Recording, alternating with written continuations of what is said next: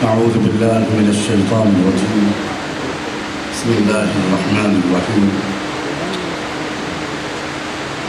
وقال الذين كفروا لرسلهم لنخرجنكم من أرضنا أو لتعودن في ملتنا فأوحى إليهم ربهم لنهلكن الظالمين ولنسكننكم الأرض من بعدهم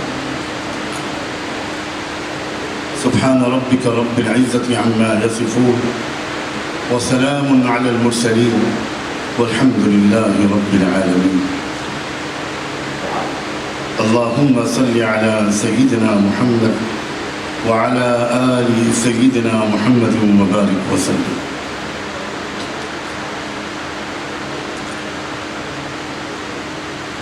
حضرات علماء کرام،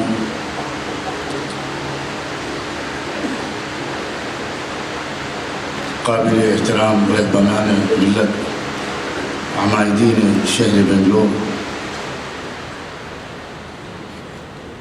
اور محترم بھائیوں اور بہنوں، اپنی صحت کی خرابی کی وجہ سے بیٹھ کر بات کرنے پر مجبور ہوں، اس لیے میں پہلے ہی معذرت چاہتا ہوں۔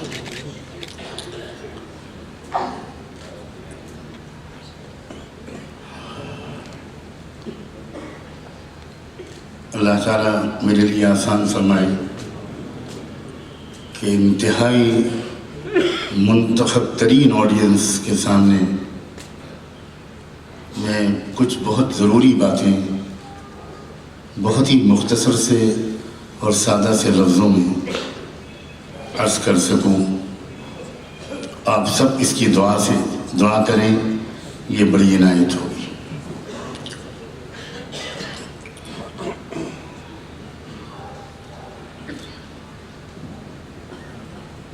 اس دنیاوی زندگی میں افراد پر بھی حالات آتے ہیں اور قوموں پر بھی حالات آتے ہیں۔ یہ اس زندگی کا لازم ہے، اس سے کسی انسان کو بھی فرار نہیں اور کسی قوم کو بھی اس سے گریز کی کوئی راہ نہیں۔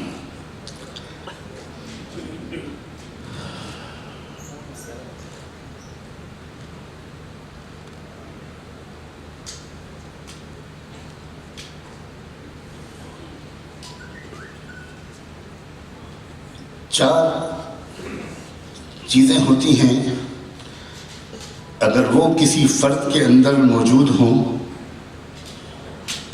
یا کسی قوم کے اندر موجود ہوں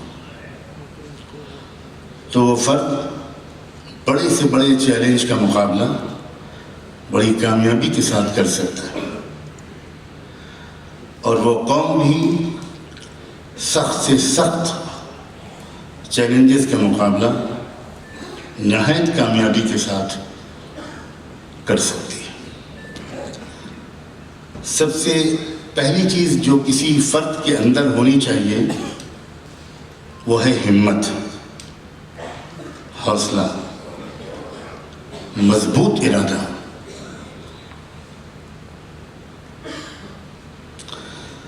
دوسری چیز ہونی چاہیے فرد کے اندر بھی اور قوم کے اندر بھی دانش مندی، عقل، اور عقل کا تعلق حوصلے اور ہمت سے چولی دامن کا ہے۔ اس وقت انسان کی دماغ سے عقل بھی رخصت ہو جاتی ہے جب اس کے دل سے ہمت نکل جاتی ہے، اور ہمت اور حوصلے اور عقل کے ساتھ تیسری چیز جو درکار ہوتی ہے وہ ہے چیلنجز کے حقیقی اسباب کی تشخیص، بیماری کی صحیح ڈائگنوسس، حالات کا صحیح تجزیہ، اور چوتھی چیز جو درکار ہوتی ہے وہ ایک جہد مسلسل، یقین محکم، عمل پہم، محبت فاتح عالم، جہاد زندگانی میں ہے یہ مردوں کی شمشیر ہے۔ یہ صرف شاعری نہیں ہے۔ علامہ اقبال کو صرف شاعر سمجھنا شاید ان کی سب سے بڑی توہین ہے۔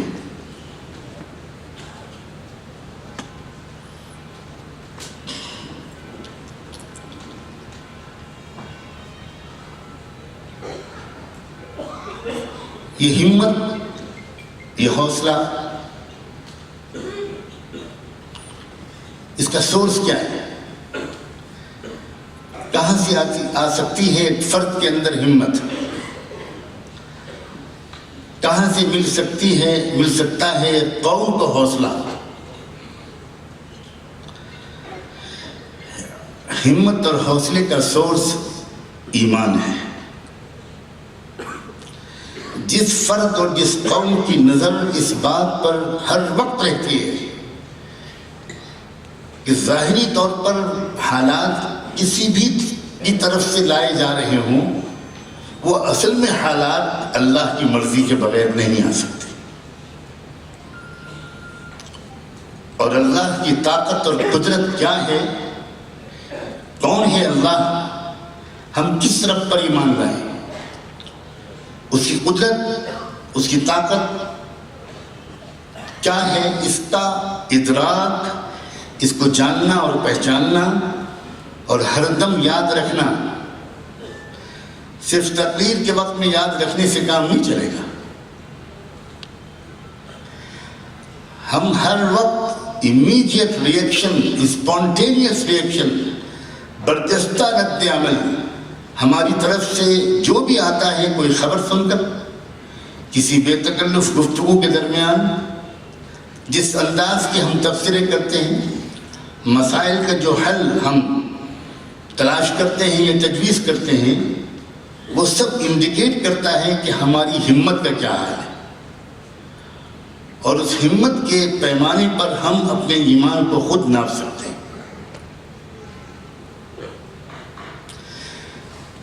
اسی لیے تو اللہ تعالیٰ نے ایک بات صاف صاف کہی ہے کہ انتم الاعلم ان کنتم مؤمنین۔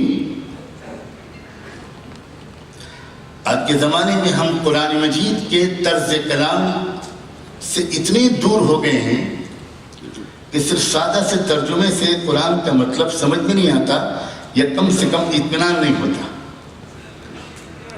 اس آیت کا اگر سادہ سا ترجمہ کیا جائے کہ ایمان والو تم سر بلند رہو گے ہمیشہ اگر تم ایمان والے ہو، تو آج جب یہ ترجمہ سنتے ہیں ہم تو احترام کی وجہ سے زبان سے اشکال نہ کریں، وہ الگ بات ہے، لیکن بات سمجھ میں نہیں آتی۔ یہ خیال آتا ہے کہ ہم ہیں تو ایمان والے، پھر تو ہم دنیا میں اتنے ذلیل کیوں؟ یہاں پر بہت اہم اور نازک بات ہے، خدا میرے لیے آسان کرے کہ میں اس کو مؤثر اور قابل قبول لفظوں میں کہہ سکوں۔ ایمان ایک دل کی نفسیاتی اور قلبی کیفیت کا نام ہے، صرف عقیدے کا نام نہیں ہے، صرف ایک نظریے کا نام نہیں ہے۔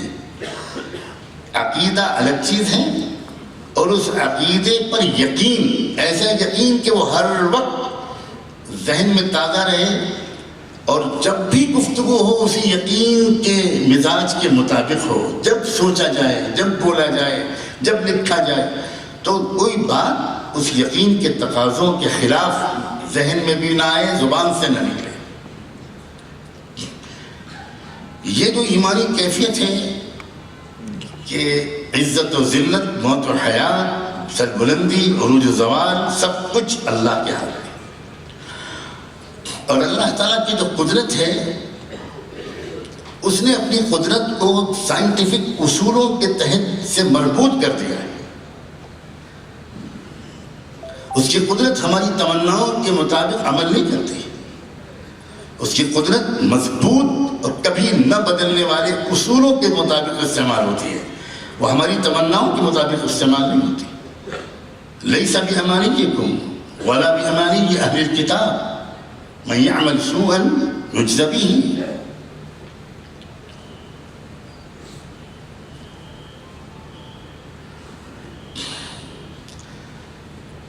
اللہ تعالیٰ کی قدرت اس وقت ہمارا ساتھ دیتی ہے جب ہم اس قدرت کو اپنے ساتھ لینے کے اصول جان کر اور ان کے معیار پر کھرے اتریں۔ اس یقین اور اعتماد کے نتیجے میں حوصلہ پیدا ہوتا ہے۔ اس زمانے میں ہم سب کو، میں سب سے پہلے اپنے بارے میں کہتا ہوں اور بلا کسی استثناء کے سب کے بارے میں کہنے کی جسارت کرتا ہوں کہ ہم سب کو اپنے یقین و ایمان میں اضافے کی مسلسل کوشش کرنی چاہیے۔ اس کے نتیجے میں ہمارا حوصلہ بڑھے گا۔ دوسری چیز میں نے کہی تھی عقل و دانشمندی کا واحد سرچشمہ۔ مجھے یہ کہنے کی اجازت دیجیے کہ عقل و دانشمندی کا واحد سرچشمہ قرآن مجید اور حامل قرآن رحمت دو عالم صلی اللہ علیہ وآلہ وسلم۔ صحافت عقل و دانشمندی کا سرچشمہ نہیں ہے، میڈیا عقل و دانشمندی کی طرف لے جانے والی مددگار طاقت نہیں ہے، بلکہ عقل و دانشمندی کے تقاضوں سے دور کرنے والی طاقت اس دور میں تو کم سے کم مر ہی گئی۔ اور یہ نہایت افسوس کی بات ہے، دکھ کہ میرا کوئی حیثیت نہیں ہے کہ میں ادنا درجے کبھی کوئی دل دکھانے والا لفظ بولوں۔ آپ سب ملت کا کریم ہے، میں تو آپ کے اس تواضع ہی کو سلام کرتا ہوں کہ آپ انتہائی چھوٹے سے طالب علم کی آواز سننے کے لیے اتنی بڑی تعداد میں خواص جمع ہو گئے، اور کاش کے خواتین جس تعداد میں مجھے نظر آ رہی ہیں اس سے بہت بڑی تعداد میں خواتین کو ہونا چاہیے۔ بہت بڑا کردار ہے ہمارے معاشرے میں چیلنجز کو فیس کرنے میں خواتین کا، اور اس سلسلے میں ہم بہت کوتاہ واقع ہوئے ہیں۔ عقل و دانشمندی کا ترقی کا جو ذریعہ ہے وہ قرآن ہے، اور ہم قرآن کو سمجھتے نہیں بشمول مجھ جیسے علماء، اور قرآن کو حالات حاضرہ کے ساتھ جوڑ کر اس کا ریلیونس سمجھ کر اس سے رہنمائی اپنی ملت کے قیمتی افراد کے سامنے پیش نہیں کر پاتے۔ اس طرح ہم قرآن مجید کے بارے میں سمجھتے ہیں کہ اس میں یا تو ماضی کا تذکرہ ہے، قوم عاد، قوم سمود، فرعون، قارون، حامان، موسیٰ علیہ السلام، عیسیٰ علیہ السلام، حضرت نوح، فلاں فلاں فلاں، اور یا اس میں جب قرآن اتر رہا تھا تو اس وقت کے کچھ واقعات کا تذکرہ ہے، بدر کا ہے، احد کا ہے، حنین کا ہے، مکے کا ہے، مدینے کا ہے، ہجرت کا ہے، مہاجرین کا ہے، انصار کا ہے، اس وقت کے مشرکین اور یہود و نصارہ کا، منافقین کا ہے، اور یا پھر مستقبل بعید کے کچھ واقعات کا تذکرہ ہے قرآن میں۔ میرے بہت محترم حضرات، قرآن اتنی زندہ کتاب ہے کہ اگر میں یہ کہوں کہ آج 3 دسمبر سن 2018 کو پوری دنیا کے تمام انسانوں کی ذاتی زندگی میں، ان کی فیملی لائف میں کتنے واقعات ہوئے، جتنے مسائل نئے پیدا ہوئے، وہ فیملی کے مسائل ہوں، اکنامک مسائل ہوں، صحت کے مسائل ہوں، کاروباری نفع نقصان کے مسائل ہوں، یا پورے ملک میں جو مسائل پیدا ہوئے، پورے عالم میں جو مسائل پیدا ہوئے، وہ انفرادی ہوں، اجتماعی ہوں، تمدنی ہوں، سماجی ہوں، سیاسی ہوں، معاشی ہوں، روحانی ہوں، اخلاقی ہوں، تمام مسائل کا، آج کی تاریخ میں پیدا ہونے والے مسائل کا تذکرہ اور حل رب کعبہ کی قسم قرآن مجید میں موجود ہے۔ لیکن سب سے بڑی جفا ہم نے یہ کی ہے کہ ہم نے حالات کے سلسلے میں قرآن سے رجوع کرنا بالکل چھوڑ دیا۔ حاشیے خیال میں ہمارے نہیں آتا کہ ہم جن حالات سے گزر رہے ہیں اس کا قرآن میں تذکرہ ہوگا اور حل ضرور ہوگا. لقد انزلنا الیکم کتابا فیہ ذکرکم افلا تعقلون. قرآن کہہ رہا ہے ہم نے تم کو ایک ایسی کتاب دی ہے کہ جس میں تمہارا تذکرہ ہے. یہ دائمی اعلان ہے اور عالمی اعلان ہے.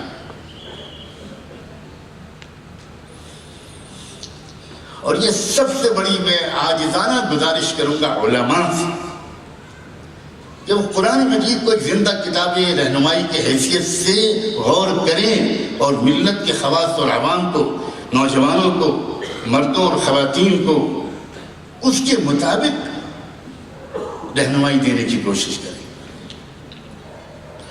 میں نے ابھی ایک آیت پڑھی سورہ ابراہیم کی. وقال الذين كفروا لرسلهم، ماضی کے جو پیغمبروں کے جو تجربات تھے، جو پیغمبروں کو جن چیلنجز کا سامنا کرنا پڑا تھا، قرآن مجید بہت بریفلی ان چیلنجز کا تذکرہ اس آیت میں کر رہا ہے. اور یہ کہتا ہے قرآن کہ تمام پیغمبروں کے زمانے میں جو سچائی کو نہ ماننے والے لوگ ہوا کرتے تھے وہ اپنے پیغمبروں کو ایک دھمکی دیا کرتے تھے، ایک اوپن تھریٹ ان کی طرف سے آیا کرتا تھا ہر نبی کو. اور وہ ہوا کرتا تھا لَنُخْرِجَنَّكُم مِّنْ أَرْضِنَا، ہم تم کو اپنے ملک سے نکال کر رہیں گے، تمہیں دیش چھوڑنا ہوگا. اَوْ لَتَعُودُنَّ فِي مِلَّتِنَا، دیش میں رہنے کی صرف ایک شکل ہے کہ تم گھر واپسی پر تیار ہو جاؤ، تم اپنی ہماری سنسکرتی کو میں واپس آ جاؤ. ایسا نہیں لگ رہا آپ کو کہ میں آج کے روزنامہ سیاست کی کوئی خبر پڑھ کے سنا رہا ہوں. تمام پیغمبروں کو یہ دھمکی ملی ہے. کیا قرآن مجید قصہ کہانی کی کتاب ہے؟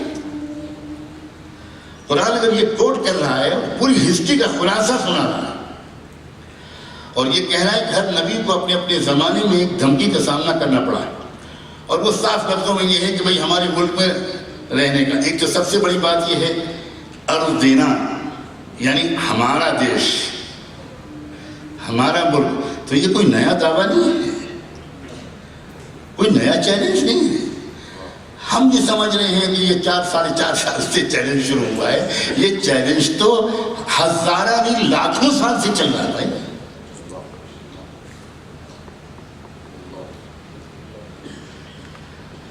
اچھا، اس کے بعد اللہ نے کیا کہا؟ فَأَوْحَىٰ إِلَيْهِمْ رَبُّهُمْ لَنُهْلِكَنَّ الظَّالِمِينَ.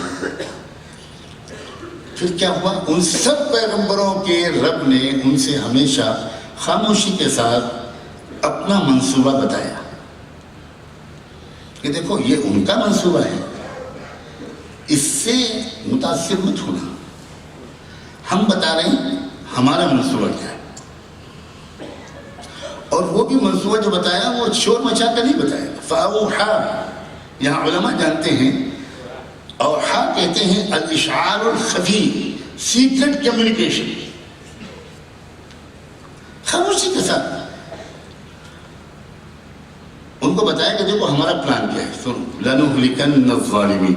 ایک بات سمجھ لینا، ہم اس زمین میں کسی کو ایمانداری پر مجبور نہیں کریں گے اور کفر کی بنیاد پر کسی کو اس دنیا میں سزا نہیں ملے گی. ہر شخص آزاد ہے، فریڈم آف ریلیجن ہے، فریڈم آف تھاٹ ہے، فریڈم آف ایکسپریشن ہے.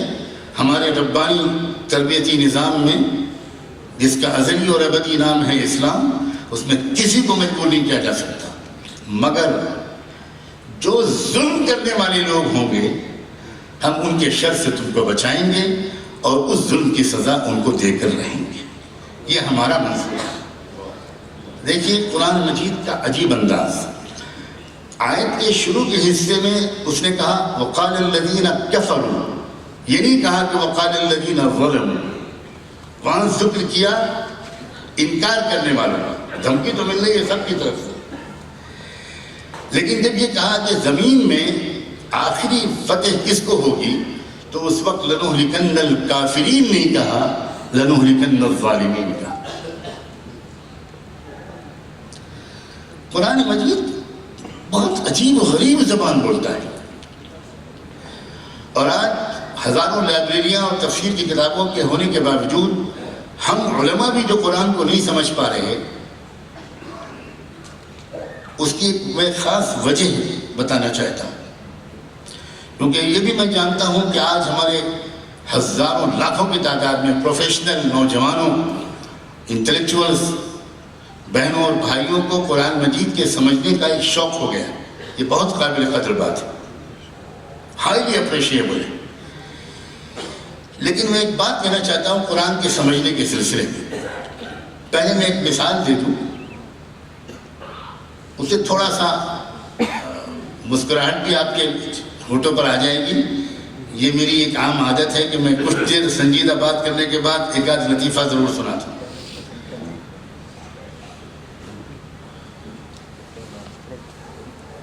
اور وہ صرف ایک لطیفہ نہیں ہوگا بلکہ ایک ایسی مثال ہوگی جس سے بہت سیریس میسج آسانی کے ساتھ کنوے ہو جائے گا.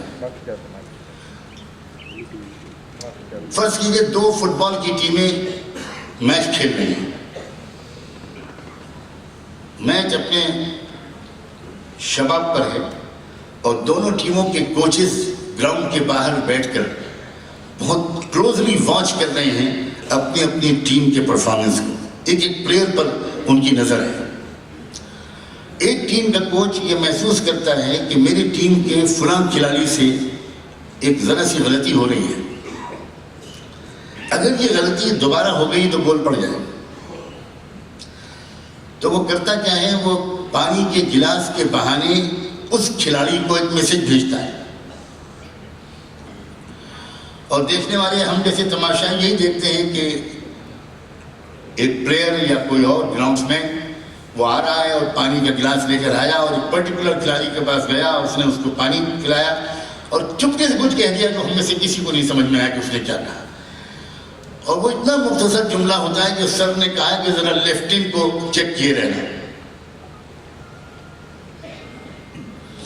اب وہ کھلاڑی چونکہ وہ فٹ بال کا کھلاڑی ہے تو وہ فوراً سمجھ جاتا ہے کہ لیفٹنگ کو چیک کیے رہنے کا جو انسٹرکشن آیا ہے اس کا کیا مطلب. لیکن اگر کوئی کھلاڑی نہ ہو، میرے جیسا بیچارہ خالص مولوی ہو، تو وہ آکسفورڈ ڈکشنری کھول کے بیٹھے گا اور پھر نکالے گا لیفٹ مانے بائیں، ان مانے اندر، چیک کیے رہنا کا مطلب تلاش کرنا، روکنا. اور اس کے بعد کہنا شروع کرے گا کہ بھائی اگر یہ کسی پتنگ اڑانے والے سے کہا گیا تھا جملہ تو اس کا مطلب یہ تھا کہ اس بچے کی پتنگ کا جو بایاں کونا تھا وہ کچھ جھک رہا تھا. اور اگر یہ کسی پائلٹ سے کہا گیا تھا تو اس کا مطلب ہے کہ اس کے ایئر کرافٹ کا جو لیفٹ ونگ تھا وہ کچھ گڑبڑ تھا. اور اگر یہ کسی رکشے والے سے کہا گیا تھا تو مطلب یہ کہ بائیں طرف کے ٹائر کو دیکھو بھائی یہ گڑبڑ ہے، چیک کرو اس کو. اور یہاں سے تفسیر کے اقوال نکلتے ہیں اور سمجھ میں کچھ نہیں آتا. البتہ جو پلیئر ہے فٹ بال کا وہ ایک سیکنڈ میں سمجھ گیا. لیفٹنگ کو چیک کرنے کا مطلب صاف یہ ہے کہ اپوزٹ ٹیم کا جو لیفٹنگ پلیئر ہے وہ جو موو بنا رہا ہے وہ ایسا خطرناک موو اور پاسنگ ہے کہ بہت جلدی وہ ہاف لائن کراس کر دے گا، وہ پھر ڈی میں آ جائے گا اور ڈی میں آنے کے بعد گول کو روکنا یا پینلٹی اسٹروک اور پینلٹی کارنر کو روکنا آلموسٹ ناممکن ہو جاتا ہے. تو صحابہ اور ہم میں جو فرق ہے وہ یہ ہے کہ صحابہ اور اہل بیت میدان میں تھے اور اس میدان پر مسلسل نظر تھی ان کے مربی رب العالمین کی، اور ایک ایک موقع پر موقع محل کے مطابق اس رب العالمین کی طرف سے ایک very short but absolutely practical instruction آتا تھا. ناٹ فلاسفیکل، وہ نظریاتی نہیں ہوتا تھا، وہ پریکٹیکل انسٹرکشن آتا تھا. اور وہ صحابہ فٹ بال کے پلیئر کی طرح وہ میدان عمل کے لوگ ہوتے تھے، ایکٹیوسٹ لوگ ہوتے تھے. اور اس موقع پر آنے والی جو نصیحت ہوتی تھی اس کو ایگزیکٹلی سمجھتے تھے اور فوراً اپنے بیہیویئر میں وہ چینج لاتے تھے اور نتیجتاً گول تو پھر انہی کا پڑتا تھا۔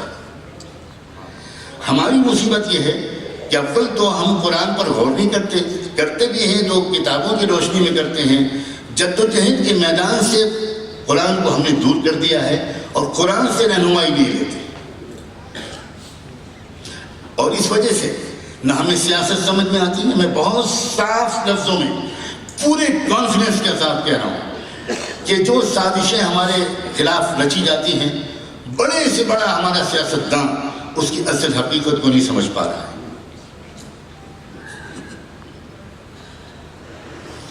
اور ہم ٹریپ میں پھنستے چلے جائیں۔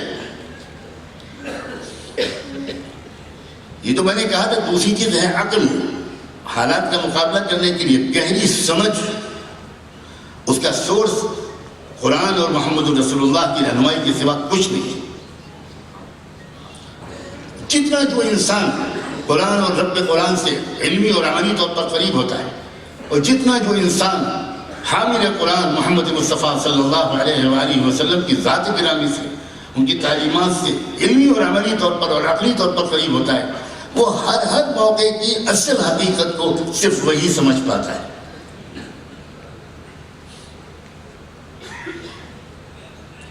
اب میں اس کے بعد اپنے ملک کے حالات پر براہ راست آتا ہوں۔ کیا ہو رہا ہے ہمارے ملک میں؟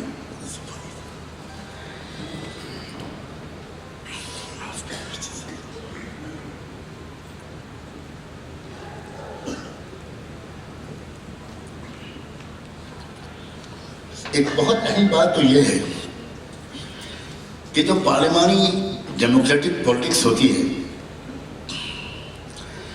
اس میں اپیئرنس کچھ اور ہوتی ہے، ریئلٹی کچھ اور ہوتی ہے۔ میں جو سرد کر رہا ہوں بڑے سیاسی لیڈرز کے سامنے سیاست کی تشریح کرنے پر دخل در معقولات ہے، I am sorry for that.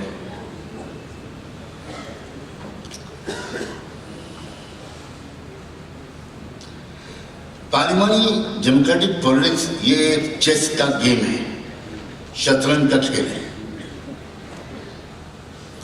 خدا کرے یہاں شطرنج کے کچھ کھلاڑی بھی بیٹھے ہوں، میں ہاتھ تو نہیں اٹھواؤں گا، آپ شرمندہ ہو جائیں گے، لیکن شطرنج کا کھیل ماشاءاللہ بہت شکریہ، شطرنج کا کھیل دماغ کو تیز کرتا ہے۔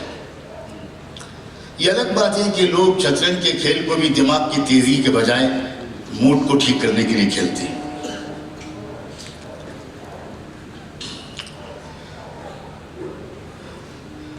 شطرنج کے کھیل میں کوئی شور ہنگامہ نہیں ہوتا، جذباتیت نہیں ہوتی۔ کرکٹ میں تو اگر کوئی بولر وکٹ لیتا ہے تو چلاتا ہے، اچھلتا ہے، کودتا ہے اور ہر طرف سے داد لیتا ہے۔ کوئی اگر اچھی شاٹ لگاتا ہے، سینچری مارتا ہے، کوئی لینڈ مارک کراس کرتا ہے تو ظاہر ہے کہ بہت ایموشنل ہوتا ہے۔ لیکن شطرنج میں آپ نے کبھی نہیں دیکھا ہوگا، بالکل خاموش، سوچ میں ڈوبا ہوا، کوئی دور سے دیکھے تو سمجھے کہ شاید لکشمندی مراقبہ کر رہا ہے،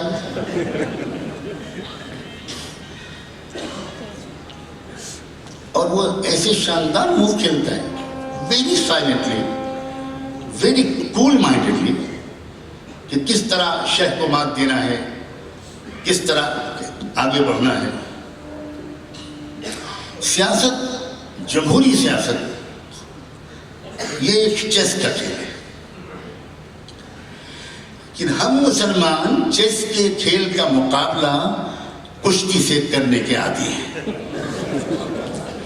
اور میں خوشخبری سناتا ہوں، تمام تر اخلاص اور نیک نیتی کے باوجود چیس کا مقابلہ کشتی سے کرنے کی کوشش میں آپ قیامت تک کامیاب نہیں ہوں۔ ہمیں تو وہی مقدر اچھا لگتا ہے تو زور زور سے چلائے، احمقانہ باتیں کریں، نان پریکٹیکل باتیں کریں، جذباتی باتیں کریں۔ یہ قومی مزاج کا وہ بگاڑ ہے جس کا ہمارے دوست نما دشمن یا دشمن نما دوستوں نے بھرپور فائدہ اٹھایا ہے، اور ان کو فائدہ اٹھانے کا حق بھی ہے۔ ہم کو بہت شکایت کرتے رہتے ہیں کہ سنگھ پریوار یہ کر رہا ہے، بی جے پی یہ کر رہی ہے. جب میں یہ شکایت سنتا ہوں تو مجھے ایسا لگتا ہے کہ جیسے فٹ بال کی ٹیم کا کوئی پلیئر جلدی سے دوڑ کر آ کر کوچ سے شکایت کرے یا ریفری سے شکایت کرے، امپائر سے شکایت کرے کہ سر یہ دیکھیے گول مار رہے ہیں، دیکھیے سر سمجھائیے پلیز ان کو، دیکھیے گول مار رہے ہیں. بالکل جیسے دو آرمیز کہیں پر لڑ رہی ہوں فوجیں، اور فوج کے سولجر آ کر اپنے میجر کرنل سے کمانڈر سے کہیں کہ سر دیکھیے وہ گولی چلا رہے ہیں. آپ کمال کرتے ہیں، آپ سنگھ پریوار سے کیا امید کرتے ہیں؟ بھائی وہ کمیٹڈ لوگ ہیں اور میں ان کو داد دیتا ہوں ان کے کمٹمنٹ کے سلسلے میں. وہ آئیڈیالوجی ان کے نزدیک جس آئیڈیالوجی پر ان کا ایمان ہے اس کے لیے وہ 100 سال سے انتھک کوشش کر رہے ہیں.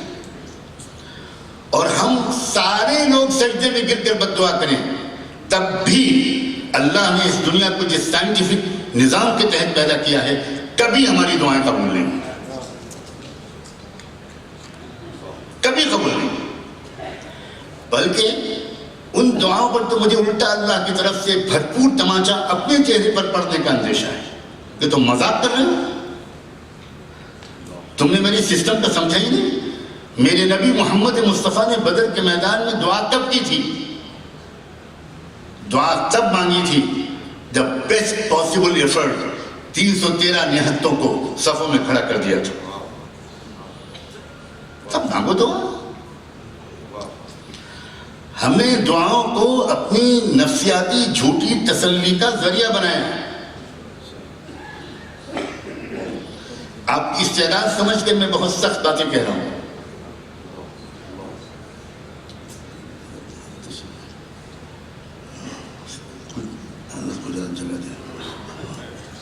نہیں وہیں تشریف رکھیں حضرت آپ، میں یہاں نہیں بلا رہا ہوں آپ کو مصلحتاً، حالانکہ مجھے اچھا نہیں لگ رہا ہے لیکن میں جانتا ہوں ہاں آپ تشریف رکھیں اور میری طرف متوجہ رہیں، دعا کرتے رہیں. جزاکم اللہ.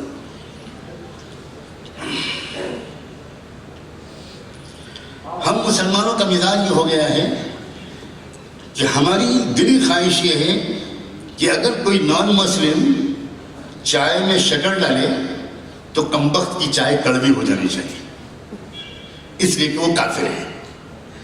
اور ہم اپنی چائے میں چاہے نیم اور کریلے کا جوس ڈالیں پھر بھی چونکہ ہم نسلی مسلمان ہیں اس لیے ہماری چائے میٹھی ہو جانی چاہیے. اللہ اس طریقے پر دنیا کو نہیں چلائے گا. جسٹ اصول ہیں انصاف پر مبنی. جو قوم نظریاتی تحریک کو لے کر چلے گی، اپنی جان اور مال اور وقت اور صلاحیت کو، اپنے پروفیشنل ایبیلٹی کو، اپنے دماغ کو، اپنے فائنینشیل اور ہیومن ریسورسز کو ایک کلیکٹیو وزڈم اور پلاننگ کے ساتھ اپنی اس آئیڈیالوجی کو آگے بڑھانے کے لیے خرچ کرے گی، خدا کا نظام اس کو سپورٹ کرے گا. بہت بڑا رسک لے کر میں یہ باتیں کہہ رہا ہوں، اس لیے کہ رسک اس لیے لے رہا ہوں کہ بہت شدید غلط فہمیاں ہیں، بہت شدید غلط فہمیاں.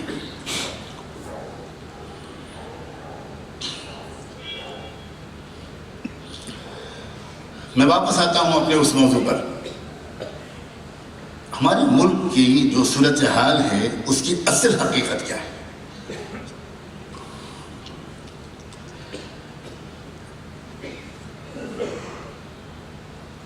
یہاں کا جو ملک کا سماجی اور تہذیبی نظام ہے ہزاروں سال سے، وہ نسلی امتیاز پر، ریسزم پر، برہمنیکل سوشل آرڈر پر کھڑا ہوا ہے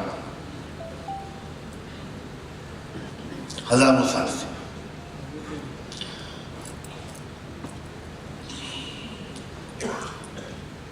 انیسویں صدی کے آخر میں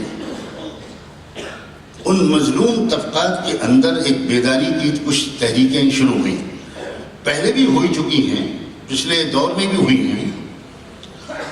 مہاتما گوتم بدھا کی تحریک دراصل اسی نظام کے خلاف ایک زبردست بغاوت تھی. میں نے بہت تفصیل کے ساتھ مہاتما گوتم بدھا کی زندگی کو اور تحریک کو، ان کے مقاصد کو اور مشن کو پڑھا ہے.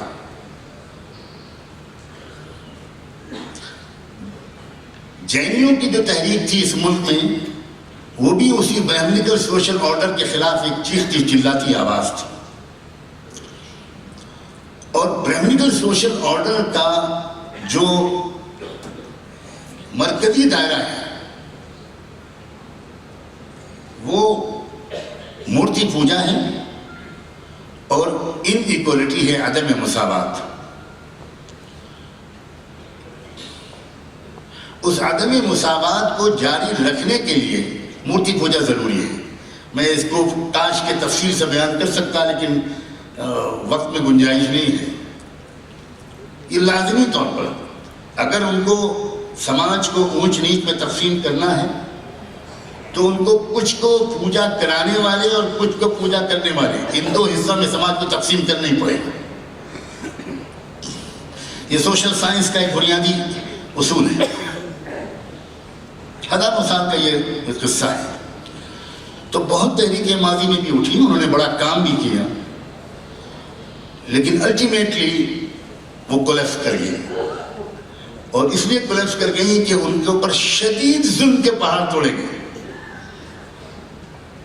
آج مسلمان یہ سمجھتا ہے کہ صرف ہم پر ظلم کے پہاڑ توڑے جا رہے ہیں پہلی بار اس ملک میں. یہ بھی ہماری تاریخ سے ناواقفیت کا نتیجہ ہے. جب گجرات میں مسلمانوں کو زندہ جلایا گیا تو اس وقت میں نے گجرات کے مسلمانوں کے سامنے اشوکا دی گریٹ کے دور کی تاریخ پڑھ کر سنائی. اور بدھسٹوں کو جس لاکھوں کی تعداد میں، اگر میں مبالغہ نہیں کر رہا ہوں تو اس طرح زندہ جلایا گیا تھا اس دیش میں، اس کی تاریخ پڑھ کر سنائی تو لوگ حیران رہ گئے. اور بڑودہ کے پولیس کمشنر جو میرے اس جلسے میں موجود تھے وہ اس تقریر کے بعد اٹھ کر میرے پاس آئے اور سارے مجمع کے سامنے انہوں نے میرا پیر چھوا کہ آج آپ نے آنکھیں کھولی.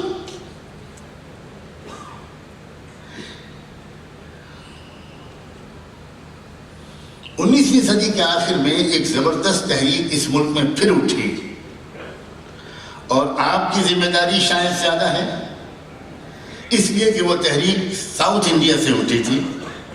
اس کا بنیادی جو کیپٹل تھا اولاً مہاراشٹر تھا اور اس کے بعد تامل ناڈو تھا. مہاتما جیوتیبا پھلے جو عجیب و غریب انسان تھے جنہوں نے حضور اکرم صلی اللہ علیہ وسلم کی شان میں مراٹھی میں شاندار نعتیں کہیں، جو کوئی عالم اور حافظ کا استقبال بغیر سر کو ڈھکے اور رومال اوڑے ہوئے انہیں کرتے تھے. اور انہی کے زمانے میں شاہو جی مہاراج جو مہاراشٹر کے ایک بہت بڑے رولر تھے، انہوں نے قرآن کا مراٹھی میں پہلی بار ترجمہ کرنے کے لیے اس وقت کے 25,000 روپے ڈونیٹ کیے. آج بھی قرآن کا سب سے پہلا مراٹھی ترجمہ وہی ہے. ایک عجیب قسم کے اس وقت ایک تحریک ایک فضا بنی جس میں یہ مظلوم طبقات ایک دوسرے کے قریب آ رہے تھے. اور اتنا اشارہ کرتا ہوں کہ مظلوم طبقات جب ایک دوسرے کے قریب آتے ہیں تو سب سے زیادہ پرکشش شخصیت مظلوم طبقات کو محمد رسول اللہ کی نظر آنے لگتی ہے. اس کو میں زیادہ ایلیبوریٹ نہیں کروں گا. یہی صورتحال مدراس میں تامل ناڈو میں ہوئی جب پیریار سوامی نائکر کی قیادت میں اس مظلوم طبقے کو اس ظلم کی زنجیروں کو توڑ کر برابری کے نظام کی تلاش ہوئی. تو پیریار نے تو اپنی تحریروں میں جو کچھ لکھا ہے اسلام اور محمد رسول اللہ اور قرآن کے بارے میں وہ تو حیرت انگیز تحریر ہے. اور میں پھر شکوہ کروں گا اپنے پڑھے لکھے حضرات سے کہ آپ کچھ ٹھوس علمی کتابوں کو پڑھنے کی عادت ڈالیے. سطحی قسم کے اخبارات، میں ان کے بارے میں کیا کہوں، یہاں میڈیا کے لوگ موجود ہیں، علماء سمجھ جائیں گے میرے اشارے کو.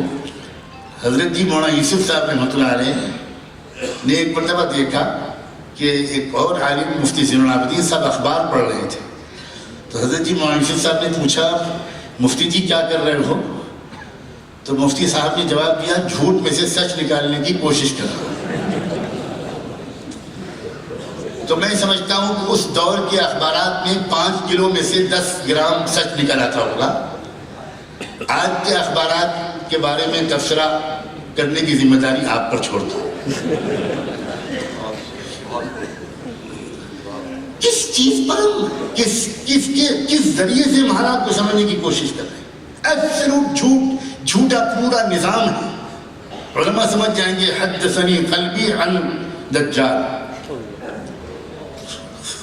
100% جھوٹ ہے. اور اب تو اللہ کا شکر ہے کہ یہ بات کہ بہت جھوٹ بولا جا رہا ہے، یہ بات تو ہر بچہ کہہ رہا ہے کہ بھئی ہمارا ملک تو جھوٹ کی وجہ سے عالمی چیمپئن بن گیا. حالات کو سمجھنا اس طریقے سے نہیں چاہیے. جب وہ تحریکیں شباب پر آ گئی مہاراشٹر اور تمل ناڈو، کینیڈا، تو پھر برہمنیکل سوشل آرڈر کے محافظین، مخلص، اس کے سپورٹر، وہ بیدار ہوئے کہ بھائی یہ تو بہت خطرناک ٹرینڈ ہے، اور یہ ملک کے غریب اور مظلوم عوام جو اوور ویلمنگ میجورٹی میں ہے، جو آلموسٹ 85% سے کم نہیں ہے، ہو سکتا ہے اس سے زیادہ ہی ہو، تو یہ تو ایک کمبینیشن عجیب طرح کا ڈیولپ ہوگا. اسی بیچ میں ایک واقعہ پیش آیا. 1917 میں یا 1907 میں، تھوڑا سا مجھے اس وقت شبہ ہو رہا ہے، برٹش پارلیمنٹ نے ایک قانون پاس کیا، ایڈلٹ فرینچائزنگ،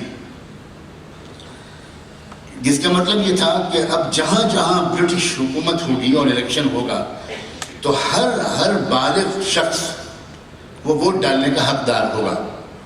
اس سے پہلے برٹش قانون کے مطابق ہر شخص کو ووٹ ڈالنے کا حق نہیں ہوتا تھا. ایلیٹس آف دا سوسائٹی تھے، کچھ خاص بہت کریم سوسائٹی کا وہ ووٹ ڈالتا تھا. انہوں نے ترمیم کی اپنے قانون میں، اور اس قانون کا اثر ہمارے ملک پر بھی پڑنے والا تھا، کیونکہ یہاں بھی برٹش راج تھا. تو باقی لوگ تو، ہم لوگ تو شاید بیدار نہیں ہوئے، لیکن وہ جو دماغ ہے برہمنس کا وہ ہوشیار ہو گیا کہ آج نہیں تو کل ہمارے یہاں بھی الیکشن ہوگا، اور جب یہاں الیکشن ہوگا تو ہر ایڈلٹ ووٹ ڈالے گا، اور جب ایسا ہوگا تو ظاہر ایک میجورٹی تو مظلوموں کی ہے. تو پھر ہمارا جو ہزاروں سال کی جو ہائرارکی ہے، ہزاروں سال سے جو ایکسپلائٹیشن بیسڈ سسٹم ہم اس ملک پہ چلا رہے ہیں، وہ تو ختم ہو جائے گا. اس کے بعد ہی فوراً ہندو مہاسبھا بنی، اور کاش کہ اس کی تاریخ پڑھی جاتی ہے کہ اس کا ایجنڈا اصل میں کیا تھا. اب تک یہ لوگ جو تھے ان کو ہندو نام نہیں دیا جاتا تھا، ان کو کچھ اور کہا جاتا تھا، شودر کہا جاتا تھا، اتی شودر کہا جاتا تھا، ان کو ہندو نہیں کہا جاتا تھا.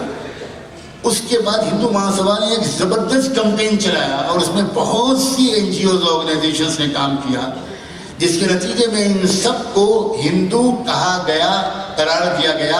اور یاد رکھیے گا، پولیٹیکلی ہندو بنایا گیا، ناٹ ریلیجیسلی. کیونکہ اگر ریلیجیسلی ان کو ہندو بنایا جاتا تو وہ مندر میں آنے کے حقدار ہوتے، چھوٹ چھات نہیں ہو سکتی تھی. پھر ان میں سے پجاری بھی بن سکتے تھے، یہ بھی بن سکتے تھے، وہ بھی بن سکتے تھے.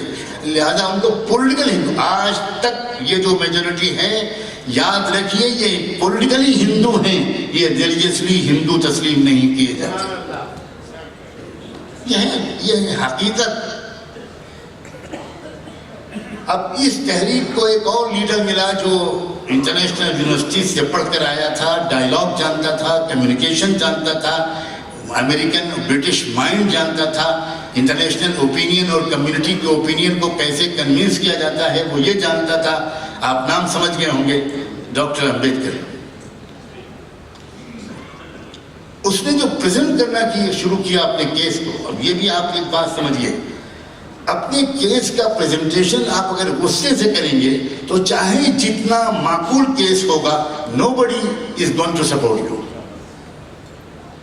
آپ کو لاجک سے کام کرنا ہوگا، آپ کو ایویڈنس دینے ہوں گے، آپ کو ایک پروفیشنل، پریکٹیکل، میتھمیٹیکل آپ کو ثبوت دینے ہوں گے. اب یہاں پر میں پھر گزارش کرتا ہوں اپنے تمام پڑھے لکھے حضرات سے بھی، سوشل اور پولیٹیکل ایکٹیوسٹ سب لوگوں سے، اور وہ سب لوگ جو کنسرن ہیں، اپنی بہنوں اور بچیوں سے بھی یہ گزارش کرتا ہوں کہ آپ ڈاکٹر امبیڈکر کی رائٹنگز کو پڑھیں. اس لیے نہیں کہ آپ اس کے ہر چیز کو ایکسیپٹ کر لیں، سوال ہی نہیں پیدا ہوتا. یہ تو بہت ہی کچی بات ہے. لیکن آپ پڑھیں کس طرح پریزنٹ کیا ہے اس نے کیس کو. چنانچہ وہ پریزنٹیشن جو ملک کے اندر اور انٹرنیشنل فورم پر جو پڑھنا شروع ہوا تو انٹرنیشنل کمیونٹی اس سے متاثر ہونے لگی، اور وہ سمجھنے لگی کہ ہم بھی تو سمجھتے تھے کہ انڈیا میں دراصل دو بڑی قومیں رہتی ہیں، ہندو اور مسلمس. یہ تو غلط بات تھی. انڈیا میں تو اور بہت سی کمیونٹیز رہتی ہیں، کیونکہ امبیڈکر کے ہر تحریر میں اس بات کے ثبوت ہوتے تھے کہ بھائی ہم ہندو نہیں ہیں. These untouchable people who are in millions and millions and millions of Indians are not Hindus. آدیواسیوں کے بارے میں ثابت کیا انہوں نے. جو ٹرائبل لوگ ہیں ان کے بارے میں ثابت کیا. جو انٹچبل لوگ ہیں جن کو اچھوت کہا جاتا تھا ان کے بارے میں ثابت کیا. ان کے ہنڈریڈس آف مقالات ہیں. یہاں تک کہ برٹش گورنمنٹ سے وہ بار بار رابطہ قائم کرتے تھے اور یہ کہتے تھے کہ یہ جو آپ ڈائیلاگ کر رہے ہیں مسلم لیگ اور کانگریس سے، اور یہ جو آپ 2 نیشن اور 1 نیشن کے درمیان میں آپ جو چھوری چلا رہے ہیں، کچھ لوگ کہتے ہیں ملک میں 2 قومیں بستی ہیں اور کچھ لوگ کہتے ہیں ملک میں 1 قوم بستی ہے. تو انہوں نے امبیڈکر نے کہنا شروع کیا کہ آپ پلیز ہماری بات سنیے. ملک میں اس وقت کے تحقیق کے مطابق 3-3.5 ہزار قومیں انہوں نے ثابت کیا. آج کی تحقیق کے مطابق ہمارے ملک میں 6,000 سے اوپر قومیں ہیں، جس کے نتیجے میں برٹش گورنمنٹ نے یہ طے کیا کہ ٹھیک ہے ہم اپنا ایک کمیشن بھیجتے ہیں. ٹرمز آف ریفرنس اس کمیشن کا صرف یہ ہوگا کہ وہ جا کر ملک کے شمال میں، جنوب میں، ایسٹ میں، ویسٹ میں، ہر طرف جا کر وہ وہاں کے انڈیجنس پیپل جو ہیں مقامی باشندے، ان کے نسب کو معلوم کرے گا، ان کی کاسٹ کو معلوم کرے گا، ان کی جو اصلی آئیڈینٹی ہے اس کو معلوم کرے گا، تاکہ ہم جب ملک چھوڑ کر آئیں تو ہم کچھ ایسا سسٹم یا کمبینیشن بنا کر آئیں کہ بھائی ایسا نہ ہو جائے کہ ملک میں کیوس ہو جائے، سول وار ہو جائے، آپس میں لڑائی ہو جائے. تو ظاہر ہے کہ ہم جو ہمارے کولونائزڈ ملک ہیں ان سارے ملکوں کے اندر ہم سول وار تو نہیں چاہتے، اس لیے کہ اکنامک انٹرسٹ تو ان کی یہاں سے جڑی ہوئی تھی.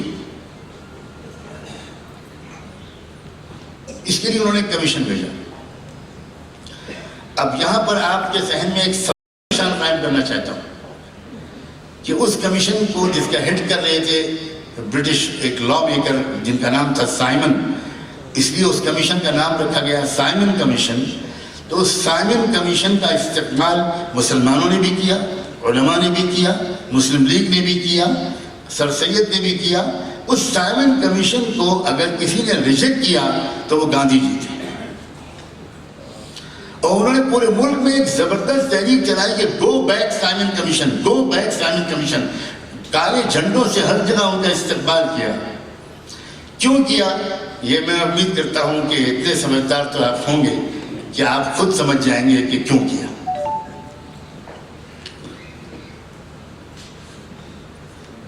اس لیے کہ یہ جو دیش کی اصل حقیقت یہ کہیں اوپر آ گئی تو دیش کا جو سیاسی نقشہ بنے گا وہ ظاہر مختلف ہو جائے گا. لیکن سائمن کمیشن نے اپنا کام پورا کیا اور اپنی رپورٹ سبمٹ کی. اس رپورٹ کے سبمٹ کرنے کے بعد برٹش پارلیمنٹ میں بحث کے بعد یہ طے کرنا پڑا برٹش گورنمنٹ کو کہ بھئی یہ مسئلہ اتنا لائٹلی لینے کا نہیں ہے، ہمیں جلد بازی میں کوئی فیصلہ نہیں کرنا چاہیے.